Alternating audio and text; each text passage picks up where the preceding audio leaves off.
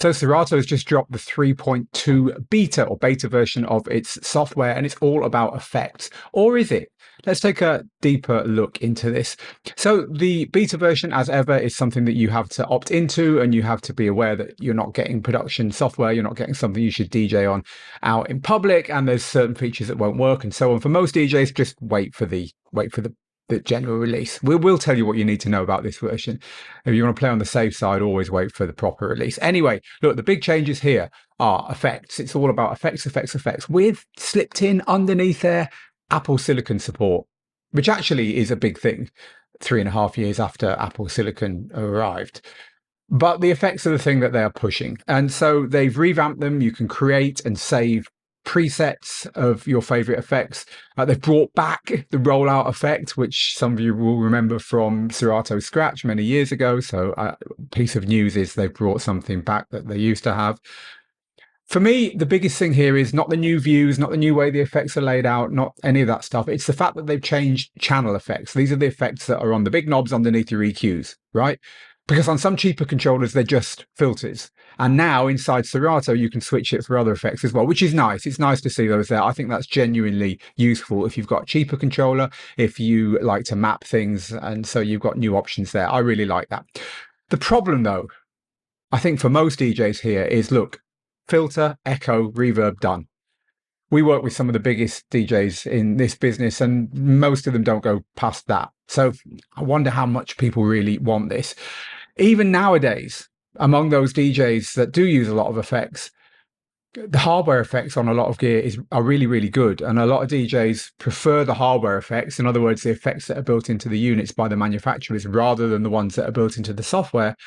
So that means that they will never use any of these Serato effects. So yes, it's nice. They've done a good job of it by the look of it, but I'm just not so sure they're answering a question many people were asking here. Frankly, there are bigger things I'd like to see fixed in Serato. We have a Serato Made Easy course. I know Serato inside out, and there are bigger things. For me, it's library stuff. I want to see better search. I want to see mixed playlists where you can have stuff from your streaming services and from your local library in one playlist. I want to see the ability to use more than one streaming service. At the moment in Serato, you just pick a service. I want to see track preview. I want to see a cloud solution so that you can use Serato on more than one computer and it handles the library elegantly. These are much bigger things for me. And a thing that's come up recently, which I think is great and I want to see in Serato, is what we call beat gridding 3.0, or the death of beat gridding. This is dynamic beat gridding where the software uses AI to look at the tune and do a few calculations and put a perfect beat grid on every single time. DJ Pro has cracked it. I believe Virtual DJ has, although I've not had a play yet. I'd like to see this in Serato. It's going to make life so much easier if you just trust that when you hit the sync button, it's just going to be right. And you literally start to not worry about it. That's why we call it the death of beat gridding. I'd love to see that in Serato. And here's the problem, I think. DJ software is niche. DJ software is not like video software or photography software where there's so much money in there, or even production software, and there's so much resource in there that it can move quickly and it can become best of class without a big delay. Look, 3.5 years to work with Apple Silicon. And so I just think there's an issue with DJ software, and that the resource is just, because it's such a small world, really, relatively, the DJ world, the resource isn't really there. Maybe there are too many software companies. You know, we've got more software companies, it seems, than major hardware companies now, which is probably one of the reasons why the owners of Recordbox are trying to buy Serato.